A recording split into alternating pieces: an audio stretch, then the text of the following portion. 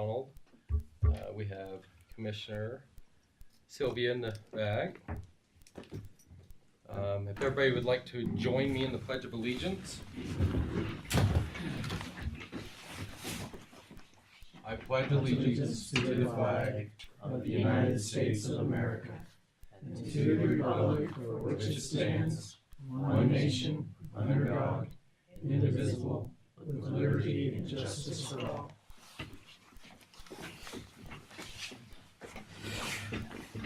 Ready. If everybody's had some time to go through the minutes from our last meeting. Yeah, there's no minutes. So I give you a break. So, But my executive assistant, she was like, oh, that's a lot. And so we'll get those and have them on the next meeting.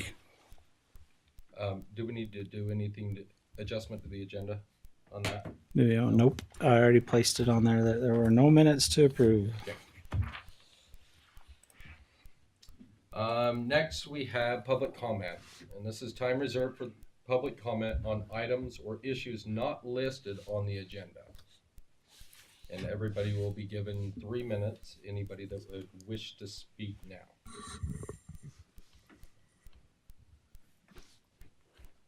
If there's anybody online wishing to make a public comment, you can go ahead and raise your hand through that Google feature. Raise your hand under the reactions, or you can go ahead and unmute yourself. Not seeing anybody unmute themselves or raise their hands, so that would be your public comment period for today. Perfect. Tonight, this evening. We'll move on to legislative items. Alrighty. So the first item here, you've got consideration and approval of a temporary conditional use permit application for 78 East Markle in LaSalle. The applicant on here is Zachary Feasby. Let me pull it up on with our staff report. The request is an allow similar to the last planning commission. This is another one just to allow for temporary housing in an RV while construction has taken place on the main home located at 78 East Markle in LaSalle. There are two sections that cover this. ENR is the temporary permit, which is what we're considering today as a temporary permit. Conditional use allows you for no longer than 6 months, but it may be extended for a period maximum of 3 extensions. On here, I've included possible conditions that you may consider, which is must comply with any state or federal fire restrictions, must comply with all building permit requirements, and must comply with the San Juan County Health Department requirements and the Utah State Water System requirements. Just wanted to make sure that if they do have an RV and they plan, they just can't dump out raw sewage on the land. They've got to maintain a healthy environment, and that it would include, the septic system connections or otherwise. And so on here, as far as the property location, I provided an image on here so that in case not everybody's familiar with Markle, in LaSalle, you have the main highway that comes through LaSalle. You've got the senior center, and it's just down the road from the county senior center. You have this Markle Street, 78 East. So just as a reminder in your staff report as well, we do have to, if you make a motion approving the conditional use permit, that you state those conditions as part of the motion, as well as opposite of that, if you're denying the conditional use permit, you also have to state those reasons for the record for substantial evidence of why you're not approving it, or having substantial evidence of why you're approving this. Do we have any public comment on this agenda item at this time?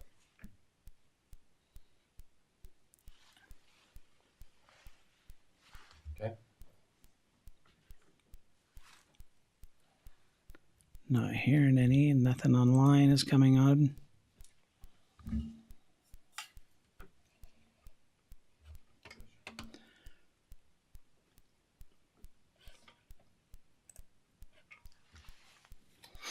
Okay, Commission, any comments or thoughts on this?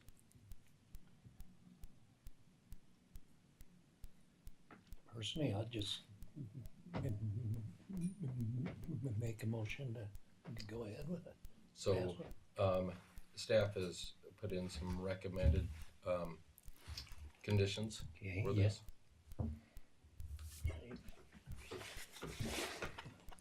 Fine with me. I don't even think they're needed, but we can approve them with if you'd like. Well, it's up to you guys. Well, Yeah. so I'll make a motion Go ahead. that we approve this with these 3 conditions. Must comply with any state or federal fire restrictions, must comply with all building permit requirements, and must comply with San Juan County Health Department requirements and Utah State Water System requirements. I have a comment then. What Yeah, building I'll permit second that. requirements are we asking of this? So if they connect electrical, things like that, we've got to have that inspected. If they connect water to it, we want to make sure that we have the proper connections on that, backflow prevention, To their camp things like trailer? that, to their RV. Well, in the And RV, so- that's not a big deal because they are not on a municipal water system. No, but if they're hauling water in, that's kind of a different story. But if they have their own system, then you want to make sure that you have that coverage on there, as well as if they do try to connect to the septic system. There is a septic system for the home. If I were them, I would be also building that for just my RV parking. If you have that drainage system, you're going to want to make sure that we have that meets current building code requirements. Our building inspector is kind of the enforcement of that. I'm just saying, you literally hook up a hose and you plug in an extension cord. I mean, Most people do. I mean, But if they don't, we want to make sure that we're covered. Yeah. On Yeah, that. so it's just, that's very broad. It just must comply with all building permit requirements. And that's if there was or wasn't building permit. Where they're using it more of a living arrangement, then you can look at your CO2, carbon monoxide, alarms, things like that. And so it's just making sure that the county, more importantly, is covered in all aspects of it. We have a motion And a second. in a second. Any other discussion? All in favor? Aye. Motion carried. Okay, let me try to get to where we can zip through these quickly.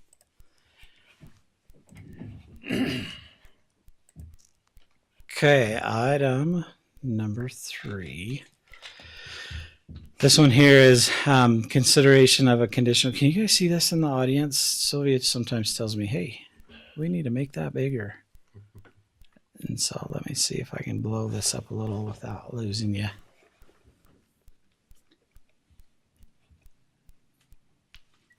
Okay.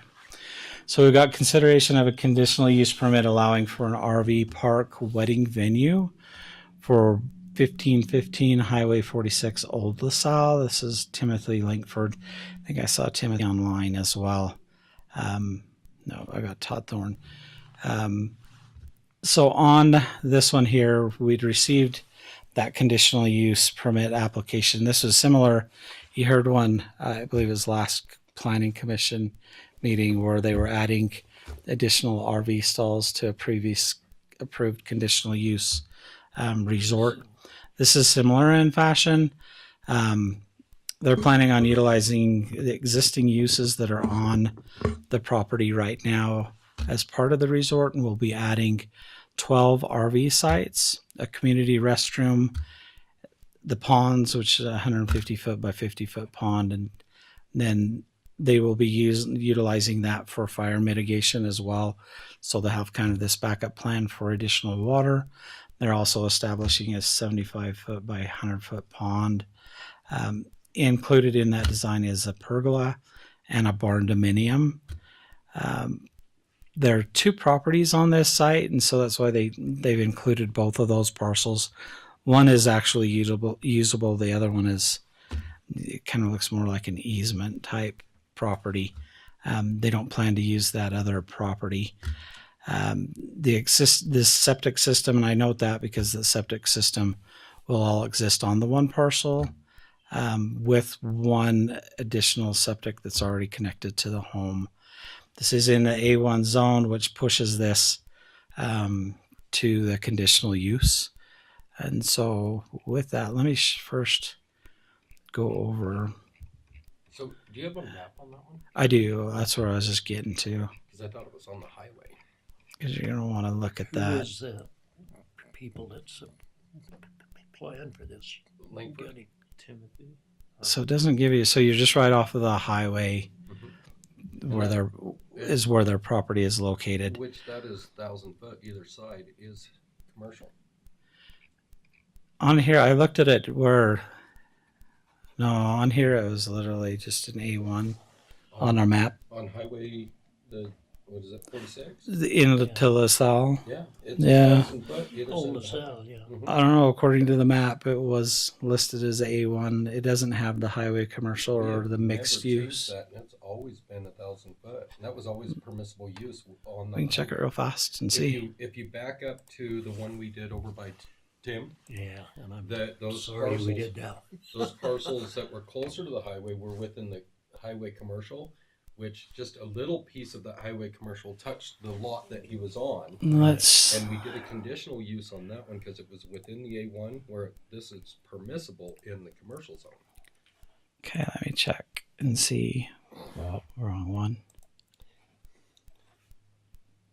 Because we're going to want to make sure.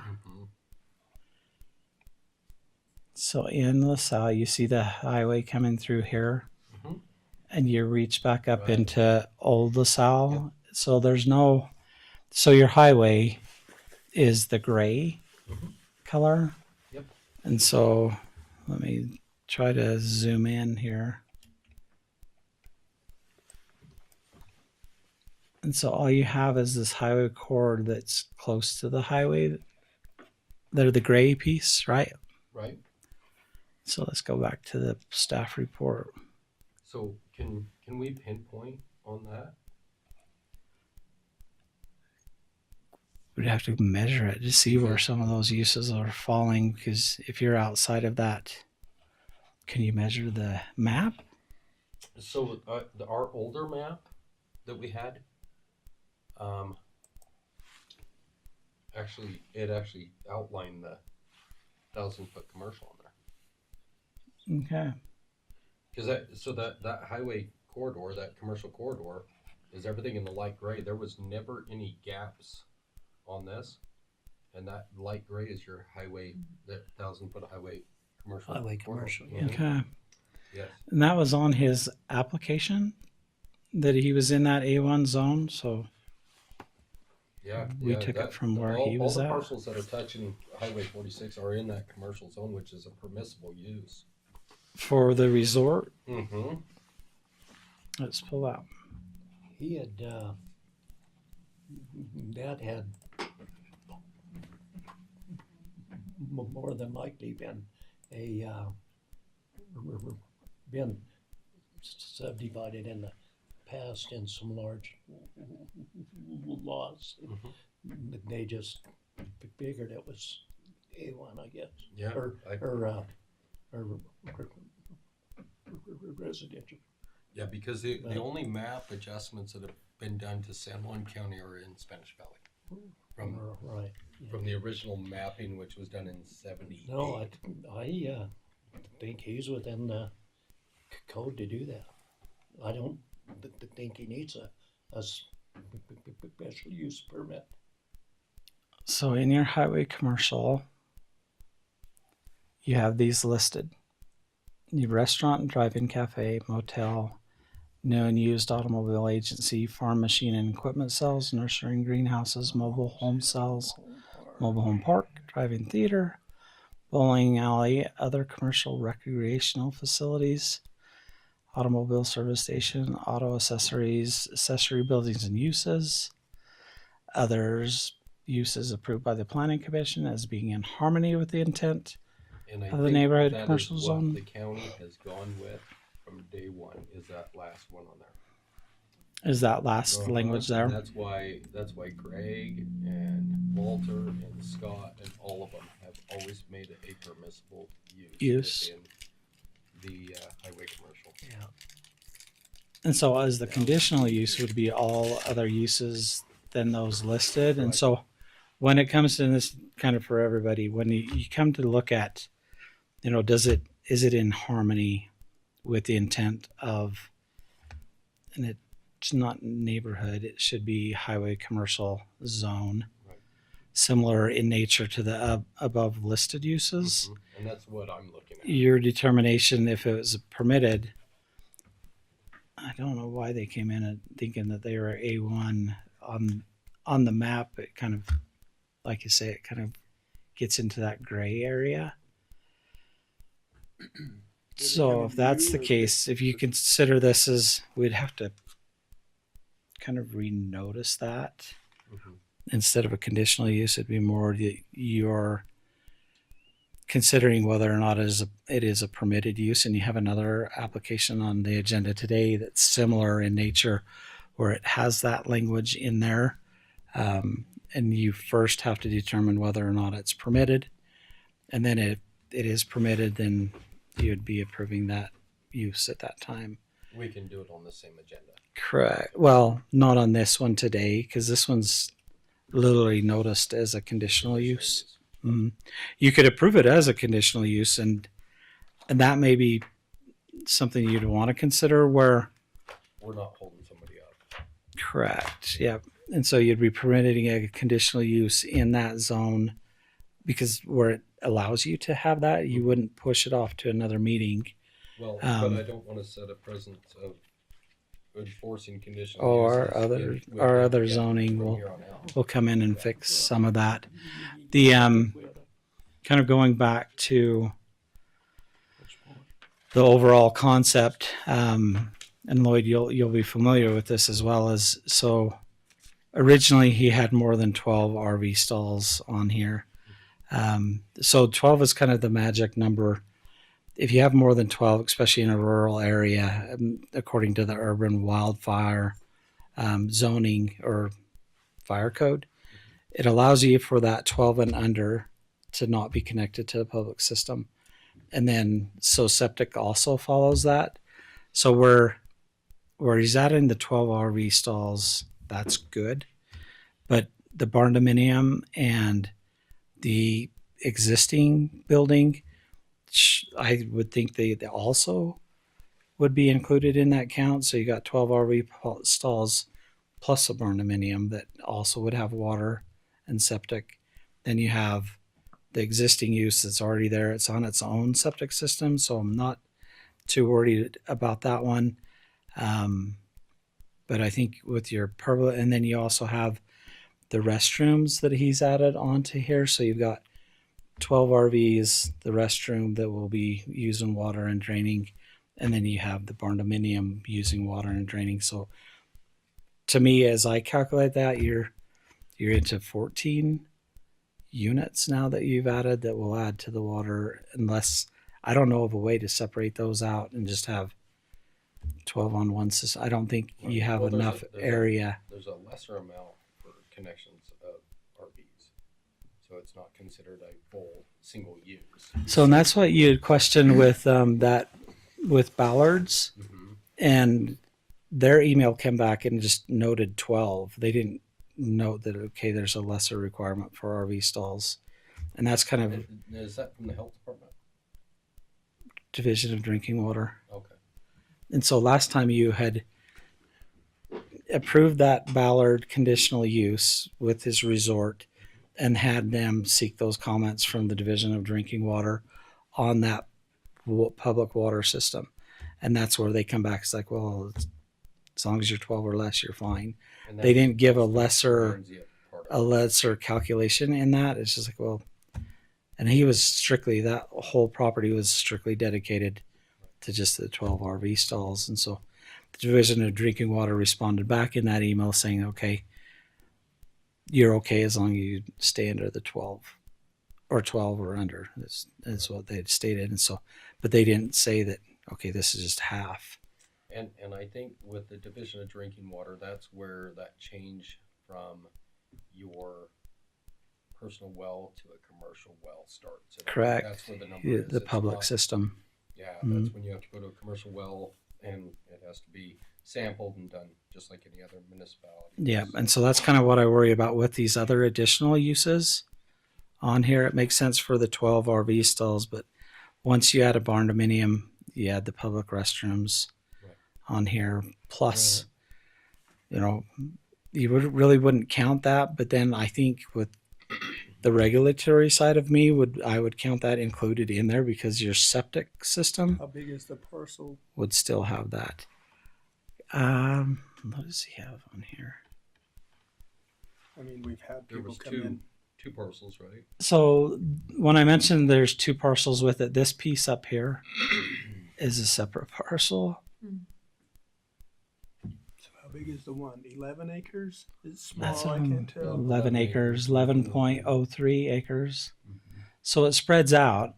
And so when you look on the septic side of it, percolation and cleaning the waste and everything through that system, by adding more of those units on there, pushing more water, that's kind of where I get stuck at. And so So you could actually motion on this one with the, it seems that the wildland interface code falls back on your building department. Your water falls back on the division of drinking water or water rights. mhm. You could just put that, probably what you've done here.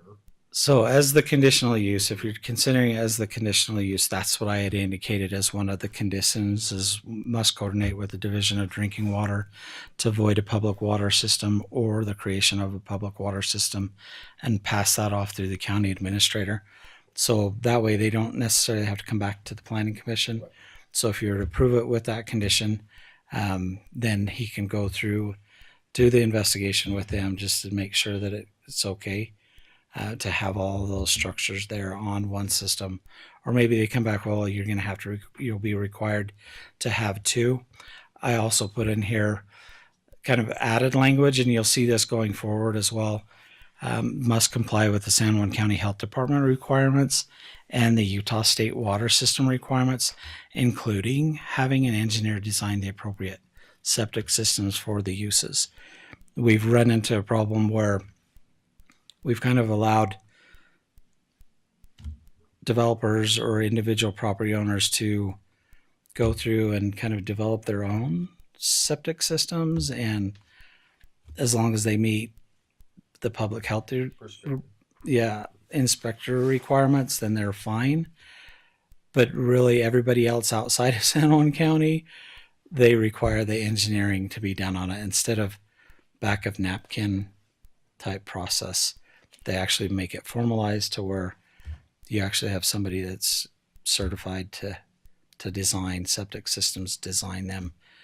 There's a situation that we're involved in right now where that wasn't the case, and they have systems installed and new inspectors come in and inspect it and they don't pass it off.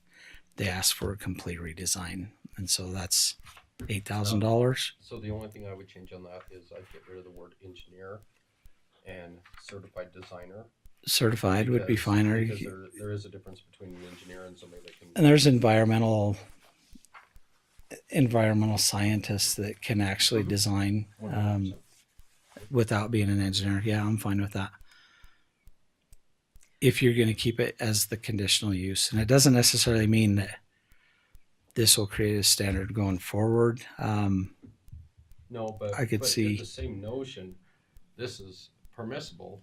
Yeah, This is no different than what would be required as a permissible use. correct. These still fall within what you are supposed to do, your due diligence. Just as a naturally. permissible use, so. Yep. It just puts it, I think, more for staff as well, as they go for the building permit, that they have this that's tied to the property, so they checks and balances. Right. No matter what, if you were to go for a building code or for that building permit, he would hopefully check off on this stuff. And so, Matt, do you know what they mean by cabin sites?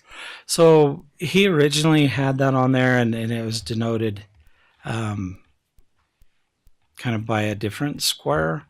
On there, there's nothing. There's this Cabin. one square in the upper left. So But I went there as well in my head.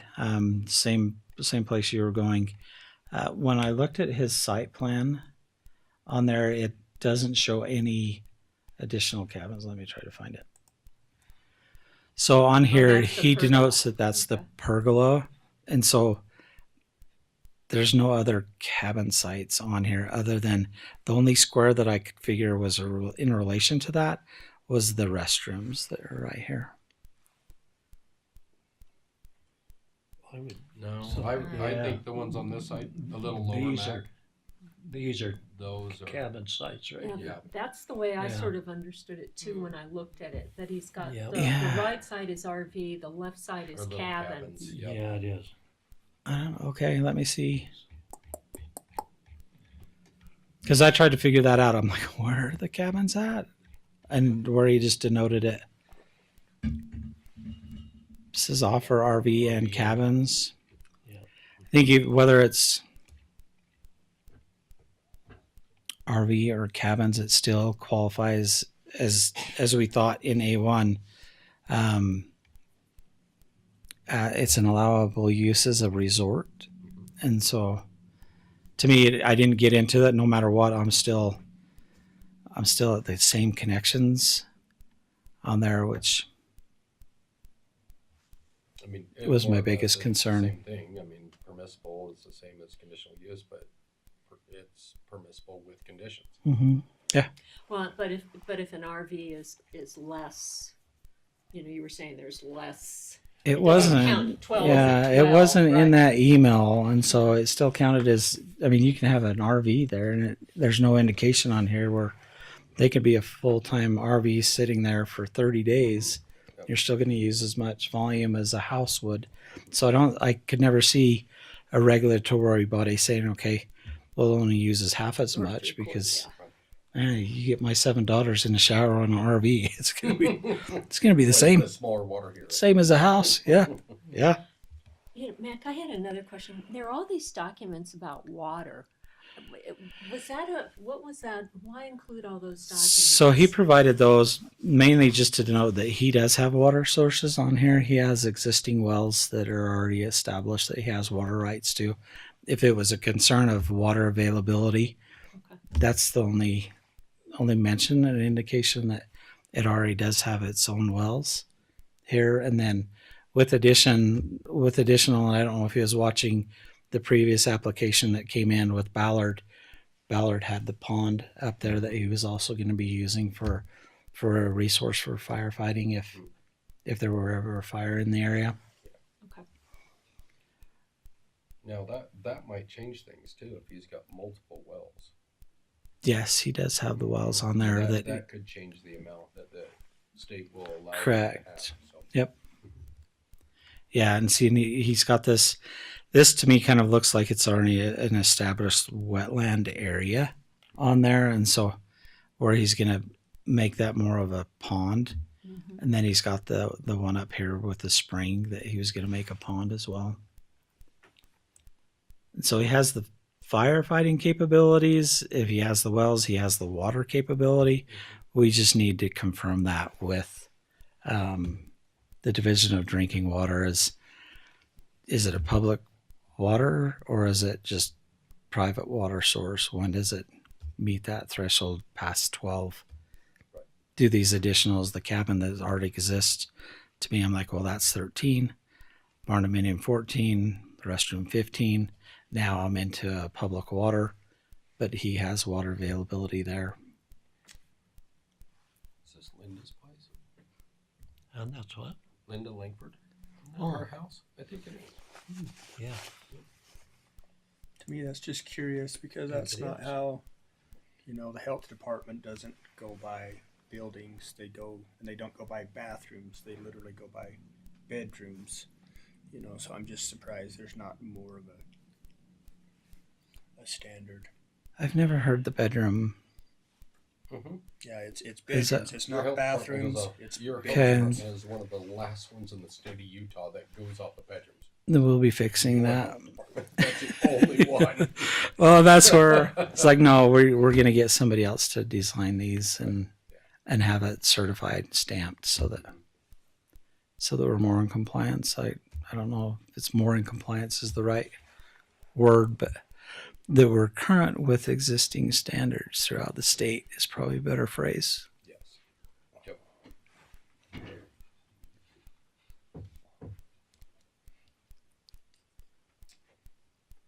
So at this time, we'll take any public comment on this one.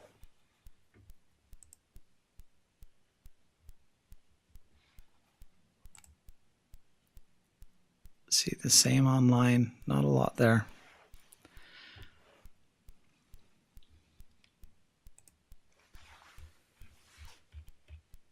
Okay, Commission, any other discussion on this?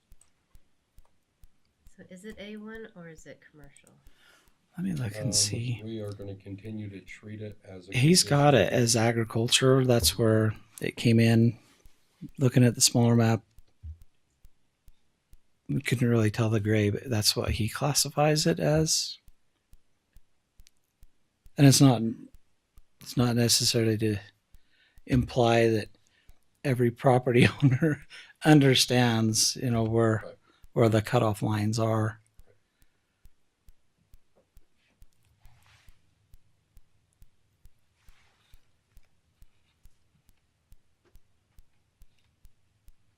If we're going to make a motion and vote on this, we will continue as a conditional use within the A1 as was submitted to the agenda. The zoning either way allows that conditional use process to be applied, or conditional use to be that. I don't, and Jens can correct me if I'm wrong, I can't see really a harm being as a conditional use. It stays with the property. Whereas on the permitted use, you don't have to have those conditions, but yet I would worry about not having some of those conditions. And like you'd mentioned, you can also on a permitted use place conditions on that. You'll see that again later on, where you can still have those. We're going to permit you this use, but here's some conditions that you have to comply with to allow for that permitted use to be in harmony with the zone. But 9 times out of 10, permitted uses don't come to us anyway. That's administration. Yep. Unless there's a big question about it. Yeah. And I think you'll see, just in general, just as a heads up, and you look at, I think it's SB 174 that just come out this last year. There's a big legislative push to get more of this into the administration's hands, and less in planning commission, less in commission. And it's not to circumvent any system. What it is really, you take some of our applicants, they're months and months to get through us. You take like the that overnight overlay, where you change the zone 1 month and the next month you're back in. We only meet 12 times a year. And so you figure if I've got to go through all those steps on an overlay, well, that's 5 meetings essentially that they've got to go through after the zone change to get through our process. And the legislators are seeing this across the board. This is no different. They're like, stop, you need to stop. And so you will quickly see a new subdivision ordinance coming out for the county to catch up with that. And for most counties, the bigger counties, it's due by the end of December to have this new zoning ordinance and new conditions placed in there. We're not on that list, but we figured, well, we're at it. Might as well get it in there. And so we'll fix that as well. So that's kind of the mantra, the state legislators stop with these arduous processes. So that's why I didn't defer it back to the planning commission to check this off. Like we can handle that if it's placed in the county administrator, or if we had that land use administrator, it would go to them.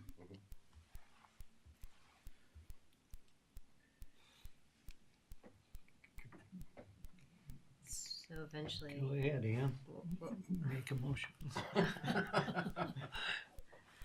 Now you can always consider additional conditions. Just these are the ones that I could think of that would apply to this type of thing. But if there's any other worries, if you don't want to have the cabins compared to the RV stalls, you could place that on there, or there's always that option to just outright deny or even table.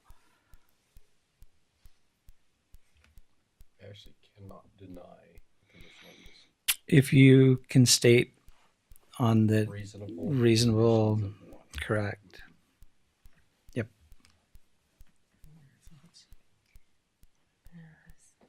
Just going off of that. What do you think? I'd entertain a motion. Just put it as a conditional use for now, and then Mhm. have them change that, or just, I wouldn't even have them change it All at right. this point. I will make the motion. Then that we do that as a conditional use, and we'll follow all the requirements and go ahead with it.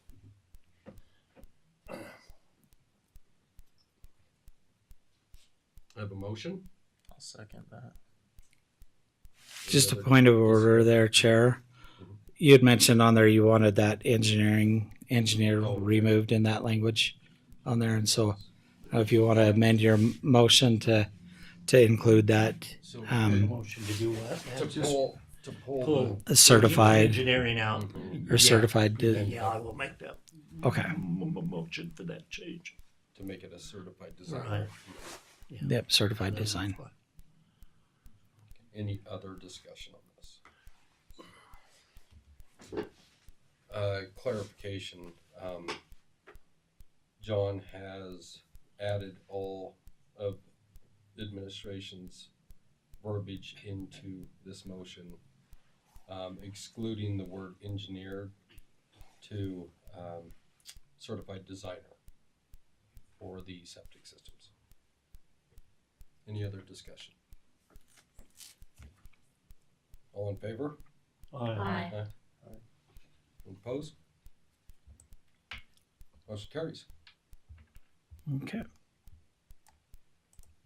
Let's get on to the next one. So the next one on item 4 is consideration and an approval of a conditional use permit for R22 East Radio Hill Road. This is a Verizon wireless tower. You can't vote. Just kidding. With technology associates, EC. I thought of you when I was drafting this one here. So with this one, the county's received a request from Troy Benson. I believe, Troy, you're here, right? So Troy's here to speak to this and answer any questions that you have with Verizon or an agent with Verizon Wireless for the installation of a 150-foot tall lattice tower in the A1 zone.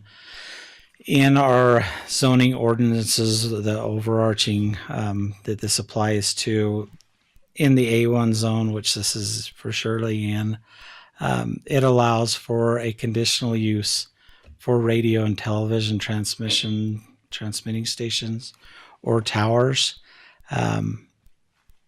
With this, we've worked with our attorneys, obviously, and come up with an additional staff report as well on here. And so you have that. Hopefully you've had a chance to look over that, but there's some items on here as I wanted to make sure that we highlight. We do have to have kind of that discussion and go through kind of the findings of fact on here and have that as part of the approval of the record for the conditional use on here. But we just wanted to point out a couple things on here. If you think of planning in general here in San Juan County, it's important to just remember that you have your general plan, and that's what's set by the public and adopted by the county commissioners. And from that general plan should evolve kind of staff's direction, but also your ordinances. And so in our general plan, it's pointed out in here that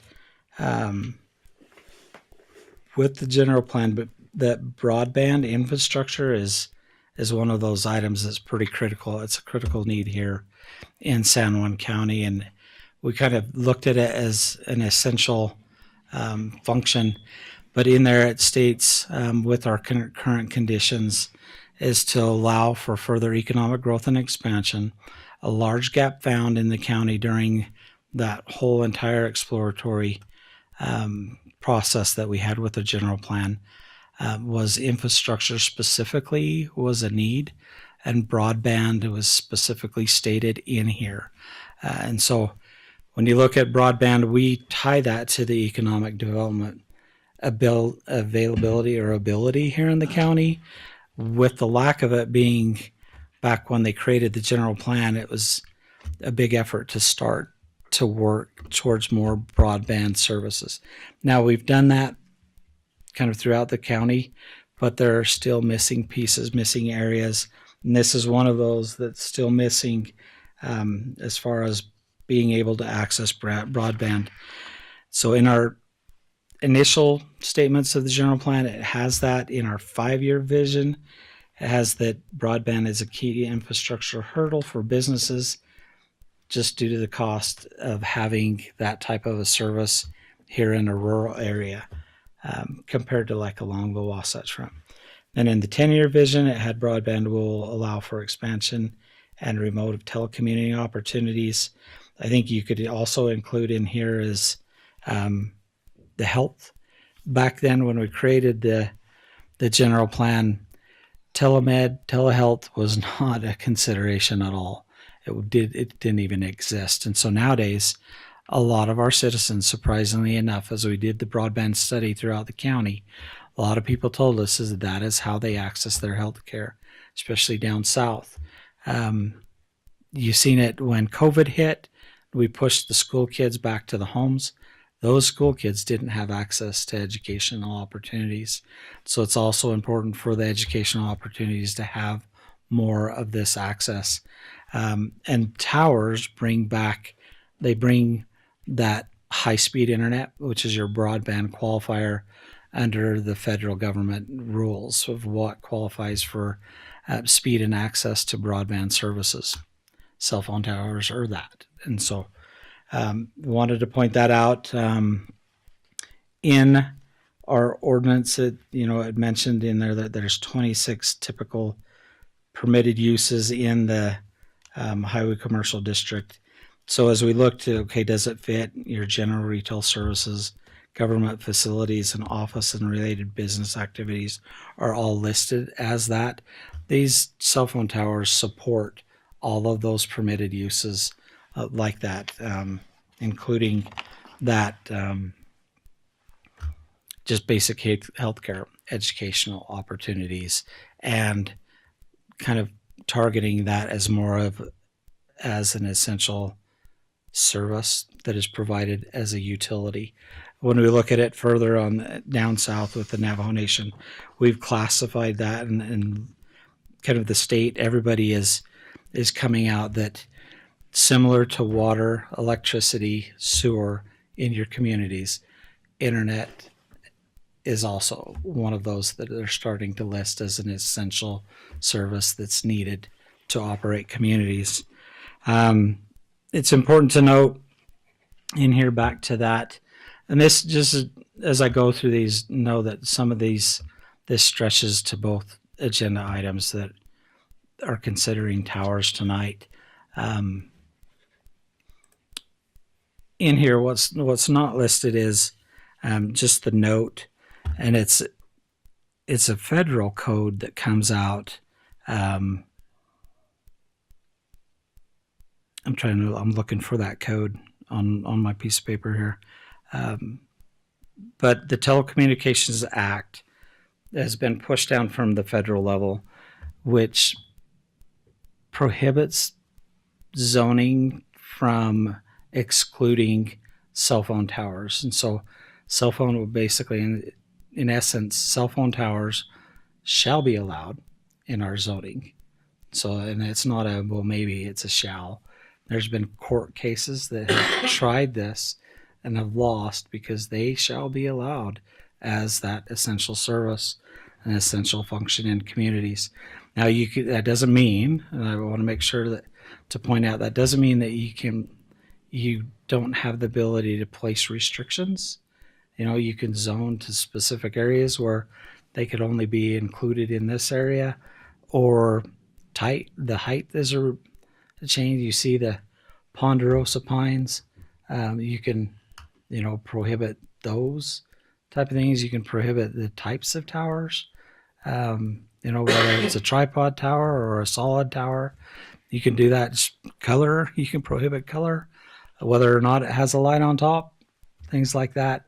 But you cannot prohibit towers in general, and just as we don't want towers here type thing. And so there is that federal requirement that pushes down to the state. State has it in our state code as well, with just the caveat that Planning Commission can place restrictions on those.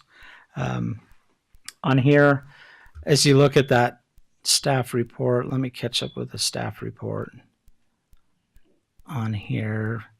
We've gone through and looked at some findings for this, kind of as a staff level, kind of how we see things and where it helps out. And I'll read all of these on here. Sorry to extend the time frame out, but I think it's necessary that we have these findings stated and the conditions stated for the record. But on here for this one, you've got the proposed tower will have a positive beneficial impact on the economy, security, safety, and welfare of San Juan County residents and businesses. Now in there it mentions the security aspect. It was interesting when just this last month we had the eclipse, and you had everybody coming to San Juan, not everybody, but you had people coming to San Juan County, probably less than anticipated, but we hoped. But so you had everybody coming here. So on our emergency operations, we planned for system failure of our cell phone towers. And so we reached out to the entities that could provide, it's a cow or a calf, so these cellular on wheels that we established. If I remember right, there were about 8 of them that we had here just as a temporary basis to have this cell phone service, because we knew in areas throughout the county that there are these dead zones. And because of that, we're like, okay, we're going to need more help. And so we had those established throughout the county for the event. With that, we had the 800 megahertz, which is the state emergency operations system, the emergency communication system, which is kind of the state that's the better standard compared to the VHF system that we've always had here in the past. Within a couple hours, all of the temporary cell phones towers that we brought down, they all failed. And so they went and this is emergency communications for our search and rescue, our sheriff's, highway patrol. We had state fire down here. We had FEMA, all of them helping out and assisting us down here. So your cell phone towers go down. They didn't work. And then the next thing that failed was our 800 megahertz. And that's all our emergency responders first go to. The only thing that was reliable was the VHF system. And so we were back to the old technology, most reliable, I guess, the one that I've been trying to get rid of. And so that was the go-to communications for search and rescue, highway patrol, and our sheriffs. And so the point that I'm making in there, if you have more of these permanent cell phone towers that are on there that are capable of handling more access to the systems through the phones, having a stable, more reliable source of cell phone service, then hopefully we can avoid that mess that we were in, down south. Because literally they're like, and even those providers that were down there, like, we don't know what's going on, but it was completely a failure, bringing in just temporary cows and calves. And so I wanted to point that out because I think it's important to note that the permanency of these systems will help avoid those type of situations. It'll provide that emergency responders. When you look at radios today, they're coming out in so much to where you take like an active shooting in a school, you go into a concrete structure like a school, you start to lose the service, the cell phone server, or not the server, the cell phone. You start to lose your radio service, like the 800 megahertz VHF system. And what they do now on these newer radios is they flip over to Wi-Fi. So if the school has Wi-Fi, those radios can now communicate through that system, or your cell service systems. And so the radios that are coming out, that newer technology allows for that transfer of a 800 megahertz system to more of these broadband services that are needed. And so that's kind of where the technology is going. And it's all, when you're in a hardened bunker like that, you need to be able to communicate. And they haven't been able to in the past. And so that's kind of my spiel on the safety side of it. But continuing on through here, it is for the welfare of San Juan County residents and businesses. Specifically, the proposed project will support and enhance the emergency services, schooling, healthcare services, and remote employment. The state of Utah within this last couple of years has been really good about pushing remote workers from the state offices. It's like, let's get into the rural, counties and have more employment opportunities there.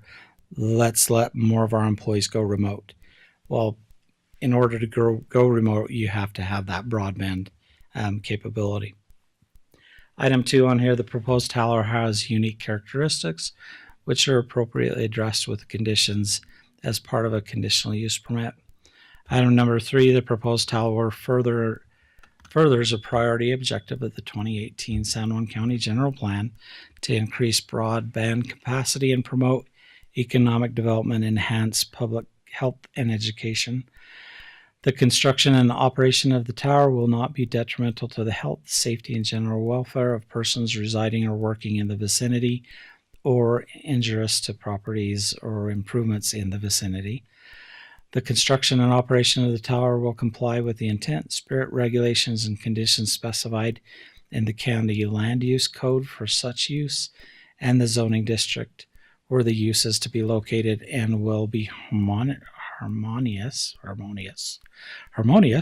with the neighboring uses in that zoning district. Additionally, the project will comply with all federal regulations which protect and conserve San Juan County resources. So after approval, this also has to be approved by the FAA, right? And so the FAA, so there's a standard that they still have to comply with on their side of it. And so that just recognizes the fact that there is a federal regulation for these. The proposed 150-foot height of the tower exceeds the maximum 35 feet in the San Juan County Land Use Ordinance. Consequently, the tower will require a variance, and we are working on that variance process right now with both applicants. The conditions on here for your consideration is prior to the construction, the applicant shall apply and receive the San Juan County building permit. The applicant shall apply for, receive, and maintain a San Juan County business license and be subject to regular inspections associated with the business license, to include a review of compliance with the conditional use permit conditions. The construction and operation of the tower shall comply with the International Fire Code and the San Juan County Fire Policy and be subject to inspection by fire authorities. The tower shall be operated in compliance with federal regulations that I mentioned. The tower shall not be used for outdoor advertising, signage, or similar uses without first obtaining permission from San Juan County. So we don't want to see there in Blanding, go Monticello Bucks sign before state, and so, or any other signage that is not approved. The permit shall be null and void if the tower is abandoned as a telecommunication facility or the tower is not maintained for 90 days. After abandonment or non-maintenance, the tower shall be removed.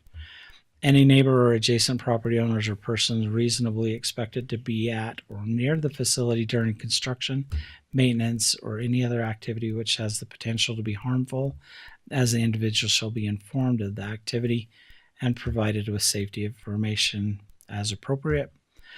The facility shall be kept clean and free from rubbish. This is not just a facility, but it's the encompassing area that houses the tower and the equipment there. Shall be kept clean and free from rubbish, flammable waste material, and other noxious and nuisance substances. The tower will require a variance from the San Juan County Land Use Code, which established the maximum height for the structure past 35 feet. Question on the business license. Mm-hmm. It's a tool of their business. Their business may be located in another town in the state of Utah. They still have to have a business license for everywhere they have a tower. Yes. So, and it's more for an entity itself. And so we have Verizon has their store in Blanding, and you have the Verizon store in Moab. But what we don't have for the county is that business from just Verizon itself. So you have the retail outlet that has a business license in Blanding. So in our business license code, it allows that if they're existing in a city, then they don't have to have a county one. Well, the city one is just literally for the retail outlet. It's not for towers. And so we still look at that as a business that's providing the service from Verizon. This will be similar with like an AT&T that comes in, Singular Wireless, things like that, to have that business license to using the tower. Each one yes, yep. So we want to have that business license that they are officially able to enact business in San Juan County if it's not already in a city. I have a question.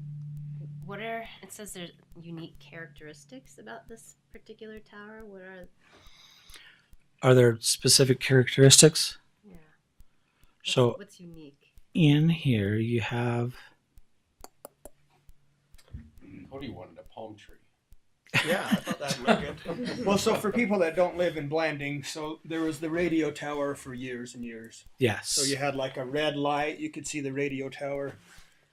And then we got the Altel tower, and then UNHS has another smaller tower. So there was 3 lights. Well, how many years ago the radio tower wasn't maintained? Nobody used it. I think there was some equipment that a few radio companies bounced signal off of. Mm-hmm. But anyways, it wasn't maintained and the tower fell over. It fell down. So, you know, like you used to drive home and like aim for the red light. Well, the one red light was gone. So anyway, so there's always been a tower. a huge tower. They call it Radio Hill. Yep. So it won't, as far as people that live there, it'll just be a red light coming back. Honestly, it'll be fine. But I do have a couple of questions since I don't know what I stepping on somebody. Unique characteristic. So you have the design before you on the monitor for the tower itself. So where this is separate from the other one, where this is a tripod tower that comes in, you kind of see where they'll have the generator located in kind of that tower design. Is that what you're asking it about? just stated that due to the unique characteristics, I don't know, in the language we were just looking at, in the list. Back in the staff report, I think it's just in general where it's not a building. But we've looked at, is it a structure? Well, is a tower really a structure compared to a structure of a building? They really don't have any outbuildings on here. And so, do you really classify it as a structure or not? And so I don't know if that's what it's referencing in that staff report. It was in your findings. Let me go back to those. Back up to the top. Number 2.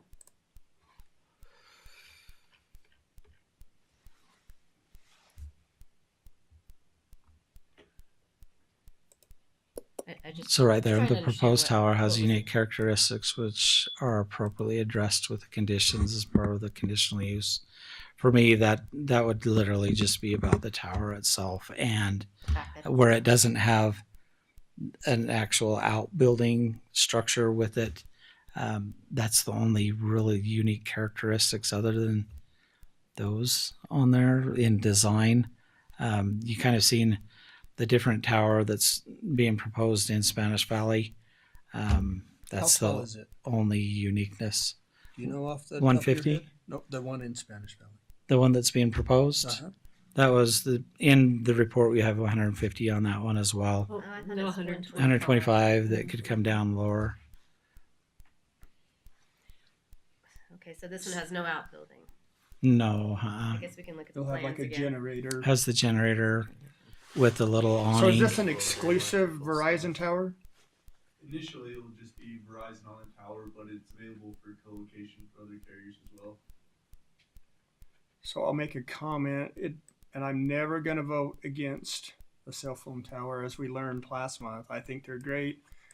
For somebody that lives in San Juan County, we always make fun of the Verizon commercial. Can you hear me now? Well, like, no, I can't. That's why we keep saying that over and over again. So, but anyways, I just have a problem, and I wish, so this tower is going in kind of like, if I think of circles, like a tower covers this much area, whatever it is, it's just kind of on top of another circle, which is the tower that's already there. I mean, there is cell service, there's decent cell service. This probably definitely expands the cell service, but it really doesn't close a gap. You know what I mean? And there are just so many holes in San Juan County. Yes, Especially like as you go across the res, which I was in St. George this morning, the reservation, once you get out of San Juan County, has as good a service as we've ever had. Just flipping and watching YouTube while the wife's driving. There's as good a service as we've ever had until you get to San Juan County, and there's still those huge gaps. Yep. Like the bottom of White Mesa Hill. Yep. That kind of, and I'm just making a comment. I'm not criticizing this in any way. It would just be nice to see something come in that really fills those emergency voids in San Juan County as far as communications is concerned. So I don't know if you can speak to propagation of the tower itself. You can come up to the microphone if you want. So let me take any public comment on this first. I butted. No, I'm you're sorry. I think we're the same people, not a lot of people. Okay, hearing none. Go ahead. Okay, as far as propagation goes, the information I have from Verizon as for the need of the site is to fill a coverage gap between landing and Monticello on the highway. So that's the main purpose of the site. And to get approval for that variance, the attorneys asked for some additional information on that coverage gap. And I've asked for that information from Verizon, so that will be provided before the variance is approved. But they have more detailed information. I just haven't seen it. And that will kind of go towards justifying the variance for the height from 35 feet on up. And so, Well, that's where I have a problem with it, is the height. And I have the problem with this one and with the next one. I don't see any justification in either of those for the actual height, and I don't understand, especially, and I'll talk about this in the next one, if the existing towers are like 50 to 80 feet, why do we now need 150 feet or 125 feet? And I don't see anything in either of these applications that justifies going that high. So where Verizon's trying to cover a large gap on the highway, that's pretty far off from where this site is located. So for the tower to get the line of sight it needed to accomplish that coverage objective, they need that 150-foot height. It'd be nice if there were some sort of breakdown of, if it's 80 feet, this is the coverage you get. Actually, I found one. every 100 feet in height gives you 1 to 1.5 miles of reliable coverage. Is that accurate? It kind of depends on the area you're trying to cover. So if you're in a commercial or residential area where there's a denser population, that's where you'll see 60 to an 80-foot tall tower. But a more rural area like this where the population is really spread out, that's where you need a lot taller of a tower to see a lot further. What are you looking at, Ann? I learned a lot about communication towers over the last week or few days. And it's really good about research. It Yeah. was interesting. But I was looking at various communication tower companies who install these, and that came up multiple in different sources. Mm-hmm. Anderson Engineering, maybe. But anyway, that's one factoid. I'm not sure, you might know better, but it was consistent across other sources. Well, it's interesting because in that next one they have the explanation of you can't just extend an existing tower because that reduces something. There's interference. Yeah, I mean, it's something with other carriers.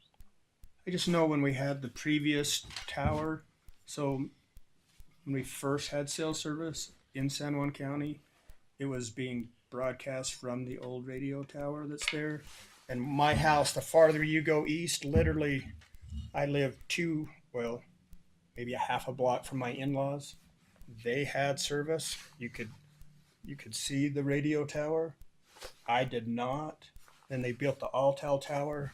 We had to go with Altel. Like the Verizon was garbage. I mean, it just that, and then this is already on a hill, and it will. Like when we lost, because I'm sure you use the other tower now. I'm not sure what Verizon's using for. I think everybody's on that tower now. But anyway, so like you lost, like it's called Jim Mike Hill and up recapture up the mountain. Like the cell service has kind of been lost in that area, which we, the old cell service we used to have. So, I mean, I understand the height. They get really tall, but I don't know what was there before.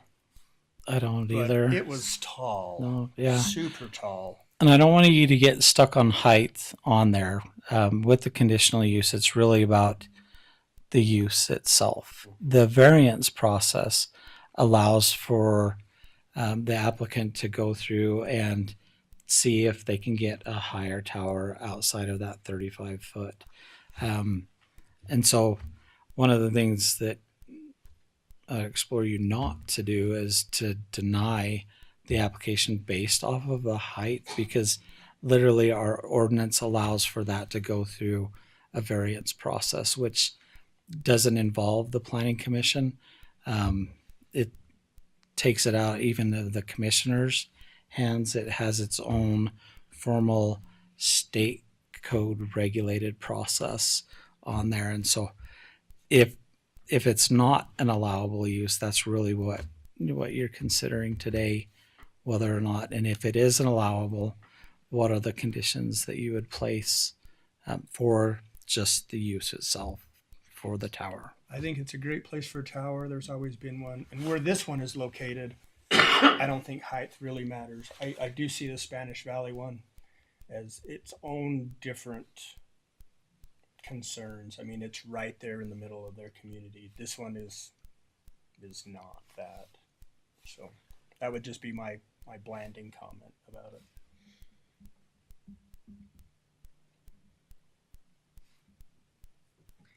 Well, I guess the conditions would have to be something like we need the company to provide, assurance that it will actually be effective.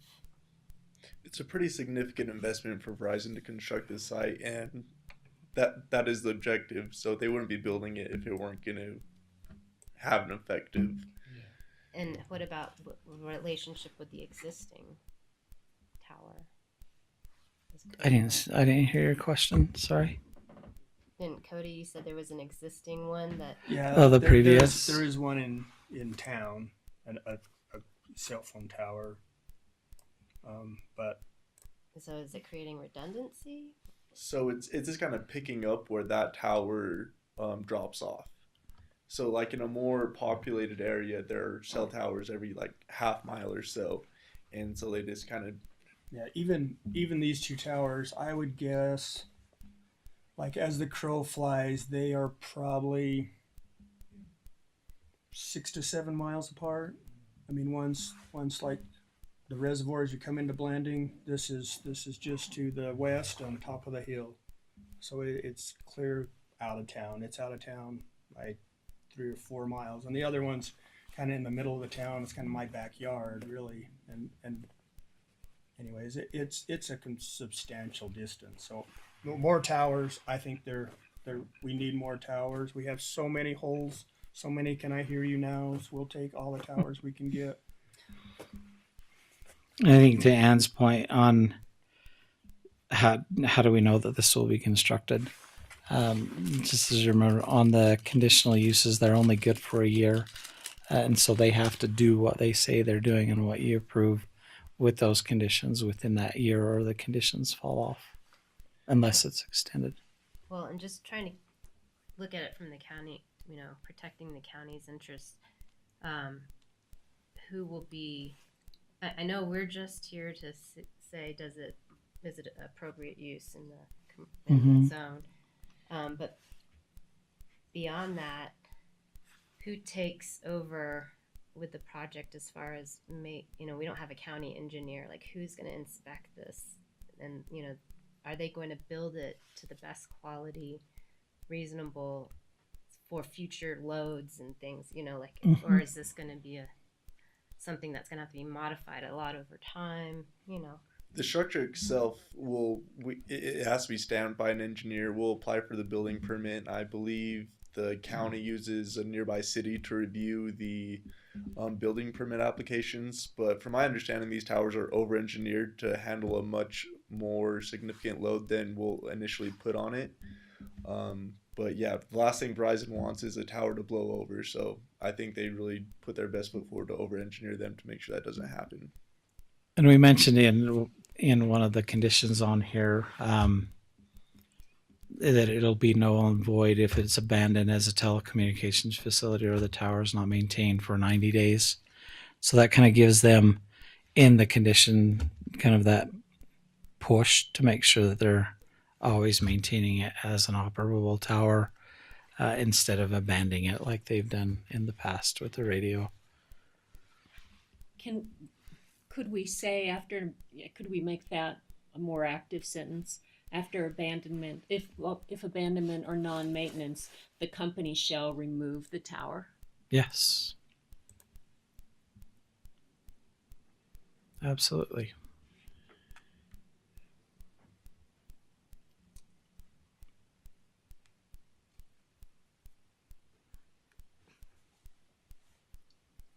Or the applicant shall remove the tower. Well, and I would say the company. Get rid of probably shall. I'd put require. Must. Yes. Yeah, I would tie it back to the company or the owner of the tower, not necessarily the applicant. Yeah, Unless we you just get stand the on- permits for them and then they take over. Yes, exactly. Troy, you gonna remove it? It's like, choice no longer here. Oh, no wonder. I mean, there is a land owner involved as well. There We is. Yep. enter I mean, there into is- a lease with the landowner. Yep. And we do have that information, the owner's affidavit. I looked through some of that. Is there a time period? Is there an expiration? So Can Verizon- you renew for?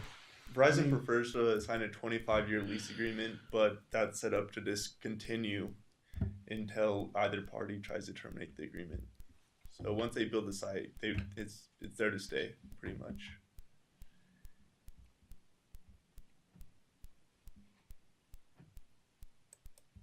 How do we move on with this? Any other discussion? I'll entertain a motion. I'll make that motion. There's a lot of conditions. You want to read all? I don't know. Mac read. Mac did a good job at that. Yes. But I do agree with that change with all these with Okay. that change that the company will We'll care tie of it it. back to the owner. On F. Yeah. Mhm. We have a motion I'll second. and a second. Any other discussion? All in favor? Aye. Aye. Aye. Opposed? Motion carries. Thank you. Thank you. Are we gonna see this again as a variance? Okay, on this one here, let me get the Will this come back? appropriate to us language. as a variance? No, not for So this one here is consideration and determination. So in my staff report, I had this set as a conditional use. It's not. And so listen carefully to what we're doing here. And I've corrected it on Utah Public Notice website. So I made sure that we did that before the Sunset Law was passed. So it is consideration and determination of a permitted use in the Highway Commercial District for a telecommunications tower to be located at 4326 East Sunny Acres Lane. And so in here, let me pull my staff report. I can Still on the other one. find it. So this is, Page 53. where are you looking? Okay, hold on, let me get there.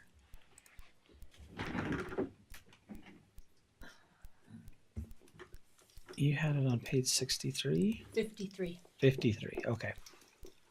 Thanks for your help with that. There we go. Okay. So on here, the county has received a request from Tierney Rowe, Vice President Tower Development, to consider a 125-foot telecommunications tower to be placed in the Spanish Valley, located in the Highway Commercial Zone, close to Highway 191, and Sunny Acres on that parcel, behind an existing residential use property within that zone.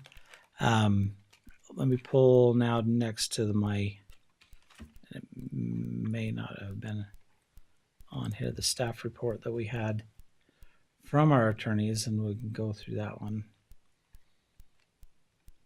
on here as well. Her packet was awesomely big, but very detailed and thorough, which was super cool. It helped us out kind of on our processes. Ugh. Okay, here we go. So similar in nature, and it's repetitive of why we think it's important to have more broadband throughout our county. And so I'm not going to go over that again. But on here, this one, a little bit more unique. This is the summary for the project. The planned telecommunication tower will be developed and owned and operated by Infra Towers LLC. So not the property owner that this is being placed on, in cooperation with Verizon Wireless. The tower will be 125 feet monopole with a 5-foot lightning rod. The constructed tower will comply with the International Building Code, National Electric Code, and related building and engineering codes and standards. It'll also be regulated by the federal agency rules and requirements. Infrastructure Towers LLC will also be subject to the San Juan County Building Permit, Fire Code, and business licensing requirements. The tower will mitigate a gap in wireless service in the vicinity. The tower will enhance the following services in the Spanish Valley in San Juan County. It's an enhanced remote work capability. Digital connectivity has been shown to increase productivity and innovation in companies and workers. Improved connection to education platform for students and teachers.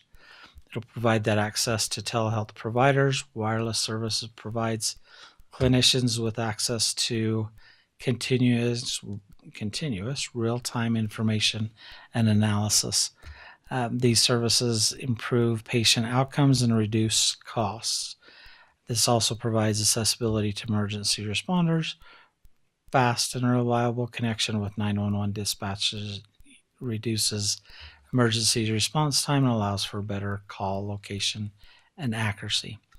In the findings that we had here is the Infrastructure Towers LLC telecommunications tower at 4326 East Sunny Acres Lane, Spanish Valley will benefit from the economic development, healthcare, emergency response services, remote work, and educational opportunities in the Spanish Valley and San Juan County. The proposed tower supports an important objective of the 2018 San Juan County General Plan that we had discussed. The proposed tower is a permitted use in the Spanish Valley Highway Commercial District for the following reasons. So remember, these are the findings. The proposed tower meets the purpose of the Highway Commercial District, which governing ordinance specifically refers to the 2018 San Juan County General Plan by improving broadband services and infrastructure in the county. The proposed tower is similar in purpose, intent, and use to the following listed permitted uses in the Highway Commercial District: general services, governmental facilities, and business activities. Specifically, the proposed tower provides an important independent general service to the San Juan County community. Specifically, the proposed tower, as regulated and supported by the Federal Communications Commission, is associated with government services and facilities. And then specifically, Infra Towers LLC, with its planned tower, is part of the telecommunications industry and will be part of the San Juan County community of business activities. The conclusion on here was San Juan County Planning Commission determines that a telecommunication tower proposed by Infra Towers LLC at 4326 East Sunny Acres Lane in Spanish Valley is a permitted use in the Highway Commercial District. So let me get back to why we are here on the permitted use. In the Spanish Valley Development Ordinances that we all work from right now in the Highway Commercial District, where the proposed tower is located or proposed to be located, which is that Spanish Valley Highway Commercial District, further noted is the HC District. It governs land uses in that district. Chapter 6 includes a list of typical permitted uses for that zone. In here, a telecommunications tower is not listed among the Highway Commercial District's typical permitted uses. However, just as we've seen in that other zone, Chapter 6 states the following: the list is not exclusive. Any use not specifically listed but determined by the Planning Commission to be similar in purpose, intent, or use shall be permitted. So that's why we're here today, is to determine whether or not this is a permitted use, that it meets in harmony with kind of what that zone intended it to be within Spanish Valley. And you do have the applicant here as well. So Tierney is here. If there are Do we any. have any public comment on this agenda item?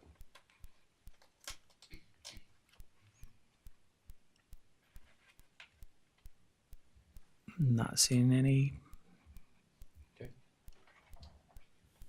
Discussion. Could we have a public hearing on this, or is this?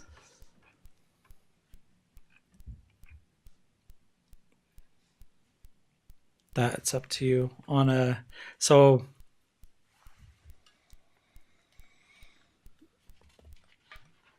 I don't know the answer to that question. So I know on a conditional use, it gives the ability for the Planning Commission to have a public hearing on a conditional use.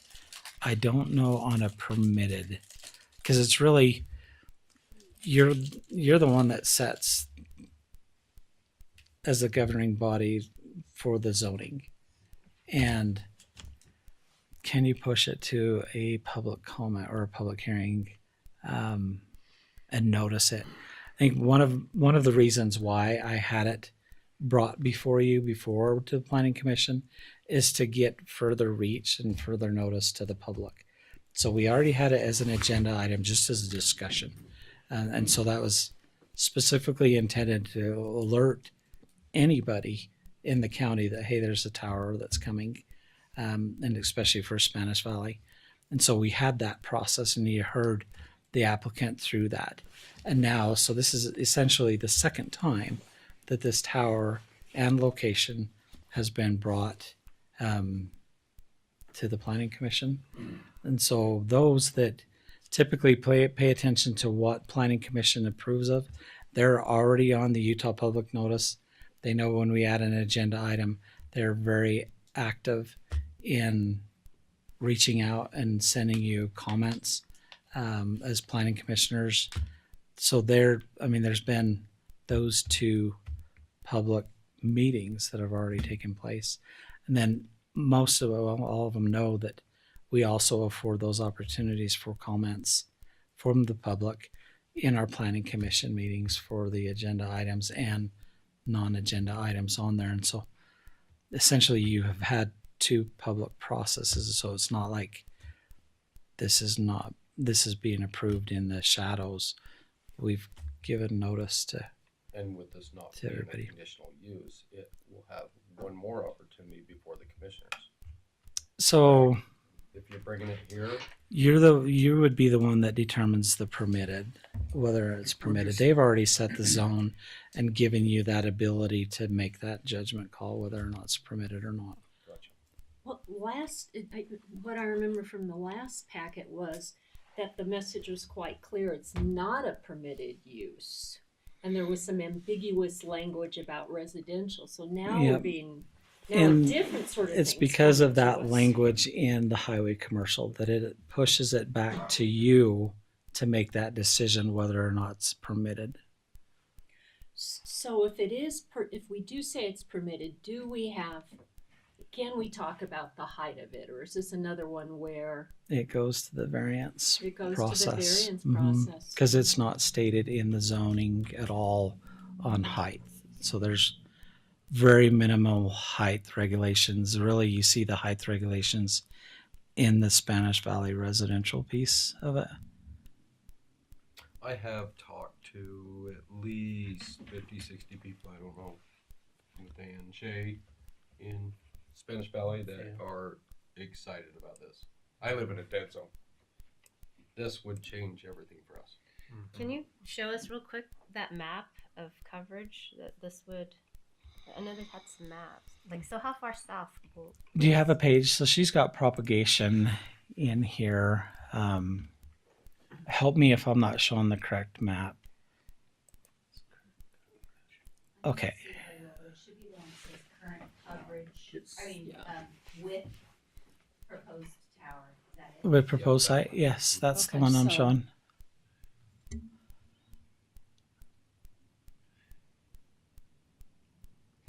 Can you zoom in? Is that zoomable, or is that? Zoom in? Is that what you said? If you could. Yeah. Just up, like they can't hardly see up there. Just the thing. Okay. Does that help? Yeah. Yes. I mean, out to the bottom of Blue Hill here. This here's Amity back here. And then 127, is that? What would, I say BFE road, but is that not? To me, it sounds like it's part of the variance that does process, look but like I'd be it. interested in seeing like a topography of like what a 125-foot tower versus 100 versus 80, coverage. Not that maybe, like I said, that's more of maybe a variance, but I just would be Oh, yeah. personally curious, like I don't know my number. So what just- you lose so or what you gain. Maybe we need 150 foot. We should. to add to that, just- just a lot of people don't realize this, but just from the Moab Valley to where I live, out there is over 800 feet, and then from there up to the edge of this, which looks like it's Gotta be Looks like around the Black bottom of Ridge Blue Road. Hill, doesn't it? Yeah, I think that's Black Ridge Road coming Yeah. across there. I mean, that you're another 900 feet right there. And I just know that because you pull out right there on the highway in a semi, and you don't get out of Yeah. You don't get out of the way. Fifth until you get Yeah. coming down into Yeah. Holland Rock. So,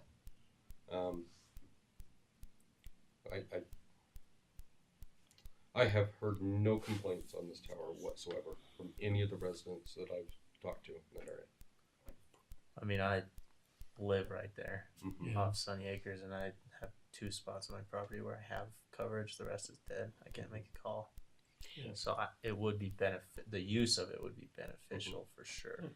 And I don't think anybody's arguing about how there needs to be a tower. It's just how tall does that tower need to be? But we can't say anything on the height. That we're looking at the use. Is it permitted or not? The Is- height has nothing to do with us. That goes Right, to, no, I hear that. I hear that now. The I know that the property owner has also spoken to neighbors in the area, and she says, you know, there was some discussion about it just in general, but nobody was throwing tomatoes. So and that's more of an adjacency, not necessarily in general. Right. And Well, I it's don't know if hard to Ann, imagine how yeah. big it is, right? Yeah, And until you know- place it there. Anne, have you heard anything on your Nope. side of it? Nothing on Okay. my radar. How tall do you think that one is out there by Nelson's Pit? I don't know. It's got. Are you guys familiar with the one at the EOC in Grand County? Probably That not. one's, I would guess that's a 125-foot tower. It's over 100. Have you noticed it? Oh yeah. Yeah. Yeah, and the one up on Only the the ridge. Yeah. only the line on top of it. Just to let. Well, that's because they land a helicopter Yeah. right there. But I did imagine it today getting on Sunny Acres Road from the highway. I'm like, oh, there's going to be a giant obstacle right there. But But the do I s- light from the Loves is going to take the focus away. So. Right. Well, there's that. And if you look at this For the coverage truckers, area, come you on. got to Yeah. keep Sitla whole too. They need this. Yeah. Yep. So Yeah, because if you shrink it much, you're gonna have to be. I don't know. I just think they should. Whatever they're gonna build it once, Right. Yes. Yep. Yes. Yep. And I think and not a bunch of them. the location of it, I mean, the height obviously is a concern for some, but the location of it is, I mean, the business park's right there. It's a very industrial place. Like, it kind of seems like a spot that it fits. Right. For that. Yeah, I'm in favor of it also. So I think we ought to just go ahead, do it. So we need a motion that we find that it's a permitted use. Yes. Is that the? Correct. The With buildings. those findings would So help. no conditions to read. Well, I will make that motion. Okay, let's get back and look at those. It is in harmony and is a permitted use. I have a motion. And a second. A second. Any other discussion? Hearing none. All in favor? Aye. Aye. Oppose? Abstain? Yo, Motion carries. Okay. The Thank you. I use AT&T, by the way. So, so she said that she could have other Not for characters. long, right? well, I actually just switched. I got so mad at Verizon, so at Well, least Verizon's trying again. ultimately, the goal is that all the carriers co-locate on that one location in order to mitigate proliferation of single carrier towers. So that's the goal, that all the carriers co-locate. And of course, the main ones would be T-Mobile, AT&T, Verizon. Then you also have Dish that's now coming in as kind of a fourth player. So the tower will be structurally able to accommodate all four should they wish to co-locate. I do have one quick question for you. Sure, yeah. go ahead. Because I'm one of those ones that call in and complain. So like during So which is great. during like Easter, we have what they call Jeep Safari in Moab. Yes. We have no cell phone service. It's like it Yeah. overtakes. There's Yes. so many people in town that it overtakes it. Is this gonna change that at all? Okay. Yes, so you'll note in the analysis, there's a line in there that talks about capacity as well. So there's two different things. There's coverage, which expands the area of coverage, and then there's capacity, which expands the bandwidth of the number of users that can access the network. So that's also part of the problem, is that tower that's north, the Verizon tower and the AT&T tower is actually right next to it, that's farther north, they're overloaded with traffic because there's nothing to take away or allow more capacity on the network at this point. Right. So the tower is supposed to supplement the capacity, but also add the coverage so you can get farther south down on Highway 191 into Spanish Valley. But it's also the southern portion of Moab as well. Gotcha. So but keep that'll be calling, awesome. because trouble tickets are the way that they actually identify the rings where they need these towers. Right. So, And I always get when we put this in, we looked at the population, not the tourism. So I have a contact for you. nice. He's not gonna like it. There we go. I have a question, just real quick, kind of more of like right of use. So, like I said, I recently switched. I use AT&T, and I use AT&T because I spend a lot of time on the reservation. AT&T right now, I don't know why, but is way better on the reservation. It's true. So I guess my question is, like, we approved these towers, like, I mean, and I understand competition and, you know, capitalism and all that, but it's kind of, like you said, what is the agreement? How does that work between companies to have all of them on one tower with all the equipment that's appropriate for theirs? You know what I mean? Rather than, Yeah. I mean, we don't want AT&T to come in, I mean, really, you know, and have another one, you know what I mean? Like 225-foot towers. Right. Or even same in Blanding. We've got one. Everybody should be able to have their service on, and I understand that a company pays for it, Yes. but do you see what I'm saying? Yes. I mean, And I have to be very careful because I don't want to step on toes of anybody else that's submitting applications or whatnot in the future. But there are different ways. So we are an independent company that is building the infrastructure and owns the infrastructure and is leasing the space to the carriers. So of course we have an interest in getting as many people on that pole as possible. That's part of the business model, is the co-location piece, not only from the mitigation of the proliferation of the single tenant towers and the aesthetic impact, but also from the business side. It makes sense. You get all the carriers on that pole. You have your compound big enough so that you can fit them all in there. When you have carriers that come in and build their own towers, which they will change their minds frequently. Sometimes they'll go with a company like us and ask us to partner with them to build the tower because they don't want to use the capital to do it. Other times they'll decide to move forward with the build on their own, which you saw tonight. There's one tower that's coming in directly from Verizon, and there's one that's coming in from a partner, a development partner. And so, you know, they'll obviously, at some point, it's not their core business to own infrastructure, and at some point they may likely sell the tower or whatnot.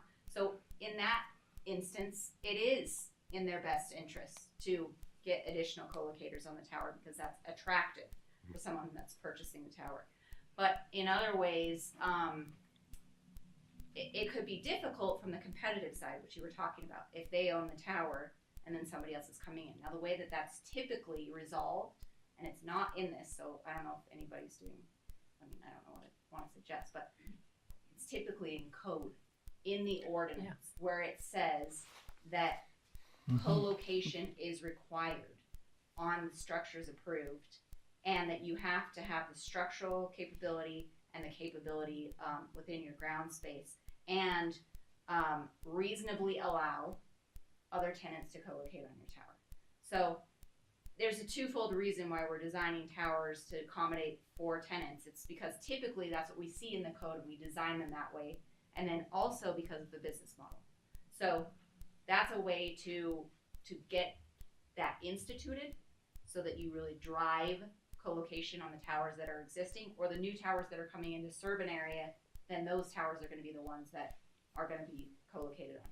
You will have people come in and provide studies that say, hey, we can't co-locate on this tower. If that's the case, call whoever owns the tower, whether it's Verizon, whether it's us, and we'll come and we'll say, no, they can co-locate on the tower, and comment on the application and then provide the engineering study that shows they can co-locate on the tower. So there are interests with some other tower companies where they'll have deals with some of the carriers, and so they're incentivized to build another structure when there's an existing structure in place. So that's why it's nice to have it in code, or it's nice to have the commission aware, hey, we just approved a tower here, they're asking us to build another one, wait a minute, we're gonna call so-and-so and say, hey, somebody's trying to encroach on your area and your tower's co-locatable, you better come to the planning commission hearing to defend your tower, or however you wanna address it. But that's But if another tower goes in, you don't make the extra money. That's right. Yes. Yeah. So if That's another, business and that's a hard Right. part. Right, yeah. That's a hard part between a permitted use and a conditional use too. Right. Because you have a little bit more protection on a conditional use side than you have on a permitted use side. But in this case, the attorney was more in line with a permitted use than a conditional use. Right. So you're not necessarily protected from competition, but Matt, would it be possible to work on getting an ordinance like Yeah. that?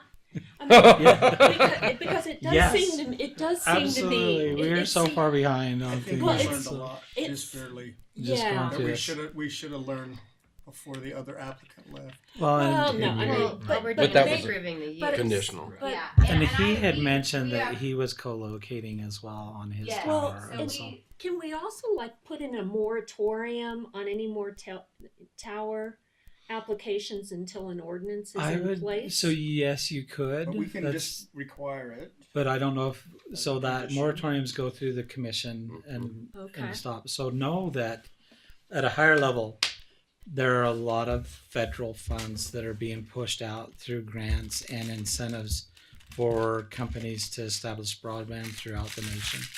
A lot of towers, and you're going to see another one coming out that's being proposed too, that I'm working on now with developers.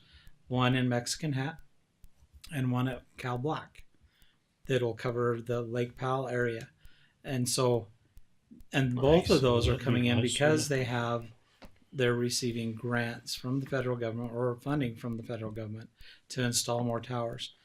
Last year, down on the Navajo Nation, 2 years ago and this last year, they went through during COVID and installed UNHS, so the Utah Navajo Health System, had installed a lot of smaller level cell phone towers through the Navajo Nation. But yet, and when we did the broadband study, that's still not complete, and you need the taller towers to complete the network, the rink. And so you will continue to see those. Could you place a moratorium? Yes, it would go through the commission to make that decision whether or not a moratorium would stand. Knowing that we're currently undergoing a whole entire ordinance change, once that person can get to that, then That we person. can. Well, you know, so we That did- person. expose yourself to Yeah. federal law. Pardon? Yep. If you put a moratorium in effect, you expose yourself to federal law. And that's the prohibited. Especially Yeah. if it's being built with a grant. Yes. Well, it's just, there are two more in the pipeline, right? There are so, two more in the how pipeline. many Different areas to completely different areas. Yes. different areas, but it's just going to keep coming This back. They will. discussion is not on public record, correct? No, it is. It's a public meeting. Yes. Yeah. You are, No, and it's being recorded and broadcast no, at the it's same fine, time. it's fine. And so, No, I have a relationship with Verizon as well, so I want to be careful in the fact that they do try to, make their design their towers to be co-locatable, but I can't speak to their competitive interests and what's going on. So, Thank you for Sylvia. all the info. yeah, no problem. Thank you. Thank you. do you want to come up to the microphone? Spanish Valley, how tall are those power lines? I mean, we got big power How tall are the power lines? I don't know the answer to that. 80, 90 feet. Lloyd? They come right through all my property. Yeah. All three of them. How tall? Yeah. How tall are they? They've got to be 90 feet. 150. I don't Yeah, know. that biggest transmission 70, line 80. is quite tall. So it's not like the tower be the only thing standing. We have all those. That's the first thing I noticed at Spanish Valley. Yeah. It's all the power Yeah. lines. And that there's no way Well, we there's can hundreds build of here them. with all those power lines. Yeah. I was in Arizona in the middle of an outdoor mall, and I look up at the sky. Those power lines were everywhere about The essential towers, service. everywhere, and you don't see it when you got buildings around.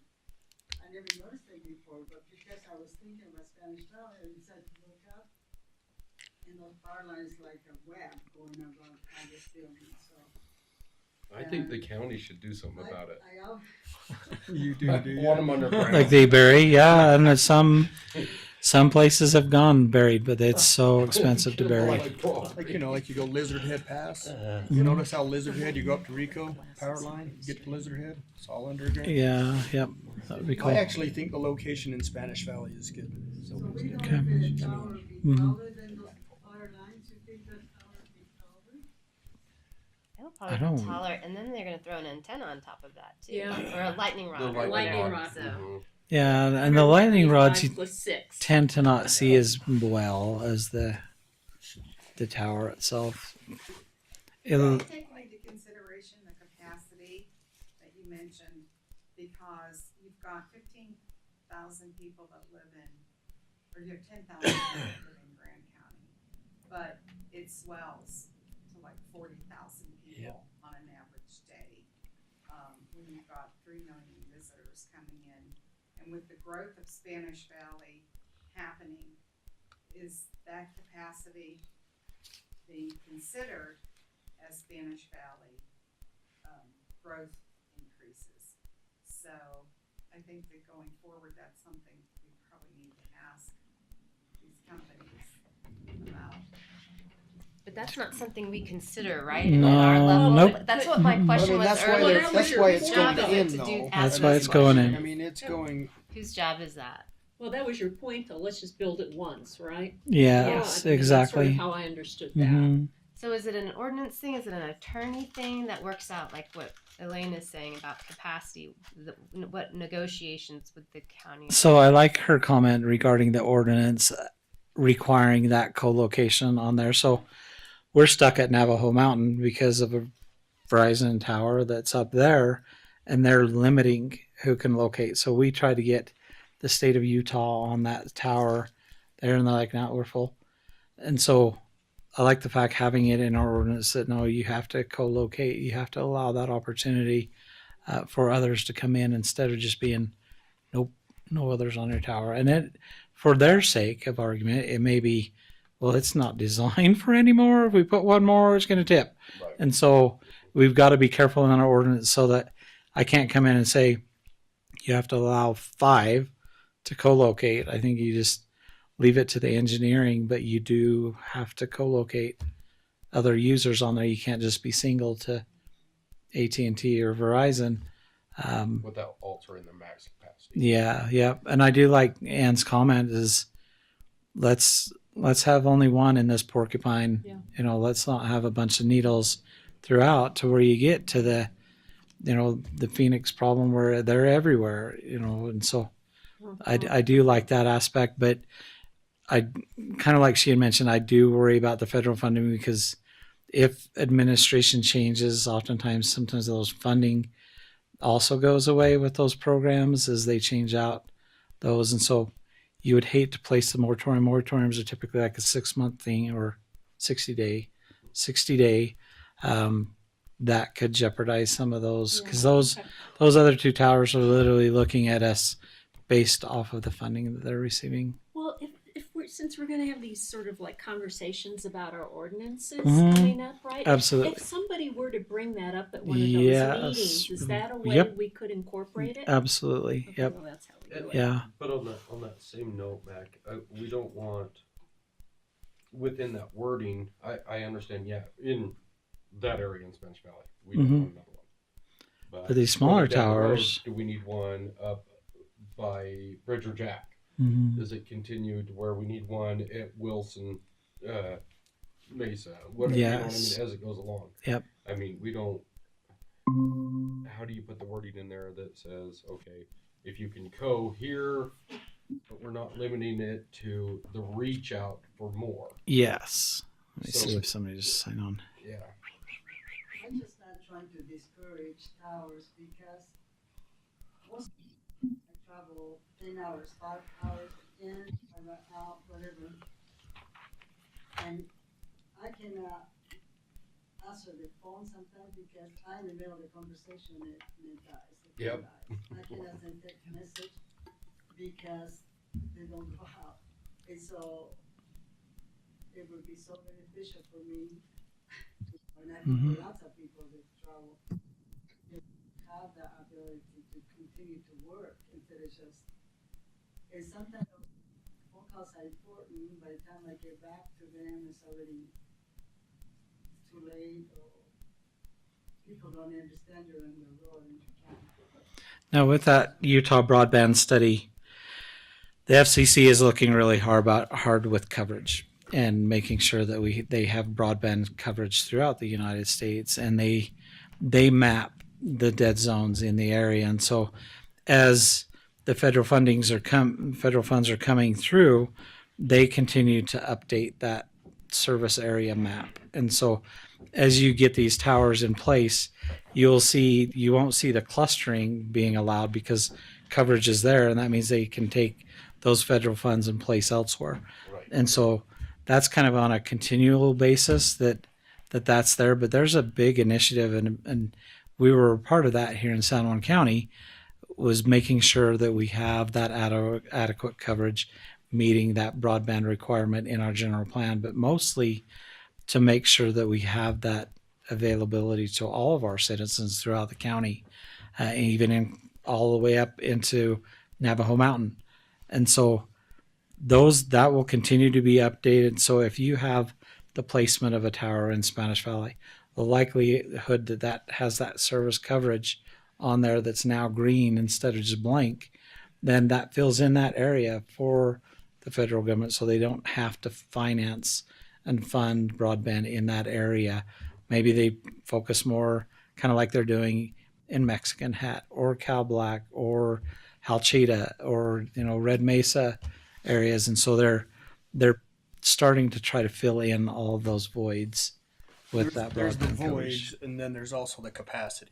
And then you It's get Canyon, like, yeah. It's like yeah. Grand County, Spanish Valley. Yes. I mean, Yep. even this tower, there has to be a capacity limit. Right, You know? absolutely. There is. Anyways, So what's the significance of the question in the packet about whether or not state or federal funding is going to be included in this project for the monopole? It's in the packet, and you had asked the applicant whether or not state or federal funding would be involved, and the answer was no. Correct. So What does that tell us? that's on my 2 that I'm working with down south. So out of the Lake Powell, the coverage for Lake Powell, they're coming in with federal funding for that one, and then the Mexican Hat are the ones that are tied to the funds. I'm like, okay, this is what's the awesome. difference between projects like that, whether or not state or federal funding? I haven't seen them. All they did is just tip their hat with like a tower here. One, they're asking for it to be the tower located on county property next to the fire station down in Mexican Hat. And so I'm like, okay, yes, can we do it? Well, give me a proposal. Let's take it to the commission on a long-term lease. How long do you need the lease? So we're at that point of discussion. I haven't seen what the height of theirs are. I think in Mexican Hat, it's a lower height. It's a smaller tripod tower. And so it's not quite like you're seeing there in Blanding. The Cow Black, I have no details on it. It was more, can we place one out here? Is it allowed in the zone? Yes. And then we wait for those proposals. But I know down south, they're going in rampant left and right to get those. Some of the carriers, and for them, I'm hoping on the Navajo Nation that they're super cautious with those, because we've got one company that's coming into the area wanting to place a tower that's strictly for them. And I'm like, don't do that. Don't go with one provider.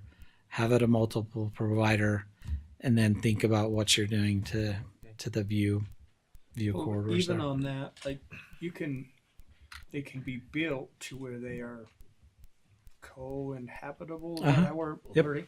Yeah, But there's still a price. Correct. I mean, like, Oh, and we, I mean, it'd be a good business to get into. You look at Royce's Electronic, that tower up on Sandflats. Isn't that? And then he just put another one up at our water tank in the valley, Mm-hmm. and he's made a fortune off them. I mean, he's got the River Canyon The Wireless. River Wireless, River And Canyon I Wireless. think he makes most of his money off of utilizing his towers. I think on his 2 towers, he's got just about everybody on them. So Well, I think that probably answers Ann's question a little better. Like if it's federal money versus private money, that private person is going to be way more driven to Oh, get absolutely. more people because And that's it's what I more was money stating, for them to get back in. when she was talking, because she is an independent, she isn't a big. Yeah. Well, and she's targeting a larger population area as opposed to down south where there's less, Right. Mm-hmm. where Private it would be harder in to Spanish lure Valley is a private. huge benefit. And I think Business on it. investment Right. companies like this, they're gonna lobby to the fact of we want everything on one tower, because then it's a monopoly, and as long as they can just keep building the towers and bringing everybody in on that one, they just keep moving across. So Makes Absolutely. sense. So just a note, in one of those conditions, it was, if this is a permitted, then the variance still has to be decided. So nothing has been determined yet on the height. We first had established, okay, is it permitted? The conditional use one, you've allowed through the conditional use process. But even on that one, you still have the variance that has to be requested. The variance is specific in our ordinance, where they have to answer those 5 questions that are on the monitor right there, and only those 5. And so they've got to show each one of those. And this mirrors state code. It mirrors the same municipal code on variances, that are established. And so they've got to come through and demonstrate, that if they don't get the height, is there unreasonable hardship that would be caused by not getting the height? They've got to go through, what are the special circumstances attached to that property that do not generally apply to other properties in the same zone. And so they've got to go through each of these and answer that question. It's on the applicant to make sure they answer it. But it is its own process outside of the Planning Commission and the Commission. And so this one goes to our appeal authority that kind of goes through this and weighs that. So there's more details that they are also providing to him as he does his review, which, okay, if you don't place the tower here, what harm, does it cause, and what's that economic condition that's unfavorable to them? So there's this additional step that they have to go through to get that height. It's not just, okay, good idea, let's do this. They've got to meet those, be able to answer those questions, and he'll have that determination on there. And so kind of a interesting process, but it's that way in state code. Who is the appeal authority? You're saying him. Lynn Creswell. Okay. So he's the one. It's either that or you have to have a board of adjustments. We don't have a board of adjustments. We have that appeal authority. And that's for San Juan County. Mm-hmm. Yep. Some, like Monticello City, they're supposed to have that board of adjustments that you go through. I think planning does as well. And it's separate from the bodies. You can have one member from the Planning Commission to be on a board of adjustments, but it's not the full Planning Commission. And so you've already determined that use is allowed, and they're sticking with that use, but they need to have the variances in it. And in our ordinance, where it caps out at that 35 feet, that's what they have to have the variance for to allow. So you're varying from the ordinance, which is why it takes it from you and takes it from the commission. Is it's not a land use decision. It's only, we're just varying from the ordinance that's already been approved. But I'll get him this recording so that he can hear, your comments on there as well, so that he knows that when it was approved, that we did discuss his findings and conclusions, that you had your own discussion about it as well, and so that'll be there as part of it. But all they really literally have to answer is those five. Not that is it ugly or is it going to be an eyesore or anything like that. It's literally yep. Is it a palm tree or yeah. Yep. Building permits. Building permits. And then Cody's favorite one. So you asked last time just to make sure that the addresses were there so that you knew kind of where they're at. As far as being located within the county. Believe it or not, we get a lot of requests for our permits, which ones have been approved and which ones have not.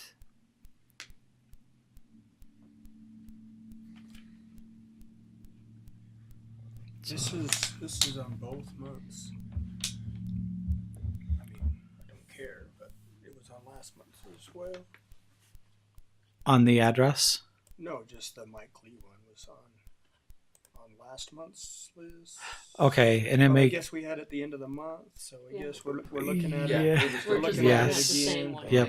And any Yeah. that have been added. we since. just add the new ones onto it, and so We're doing the every 2-week meeting. I know fun. Yeah.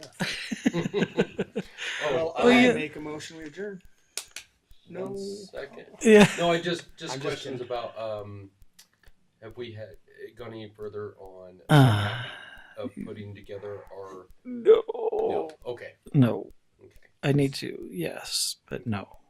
And so So we're looking at next year. it has been a nightmare Okay. in my office, and so just with everything going on, and I do it to myself. Just I stay super busy, but I am super busy, and you get these offsets. Your planning director quits, and now you're planning director, and your environmental health inspector is out on leave, and now we get to work on that. And so there are these things that prevent me from just running amok in the county, and so we will get to it. I promise we you. can. So we're looking January probably. Yeah, I hope sooner. We really need it sooner rather than later. We needed it But with 6 us months going ago. into Thanksgiving And it's not necessarily the map, because Scott presented the map to you. He didn't present any other options with that map, and so we got an email of it. yes.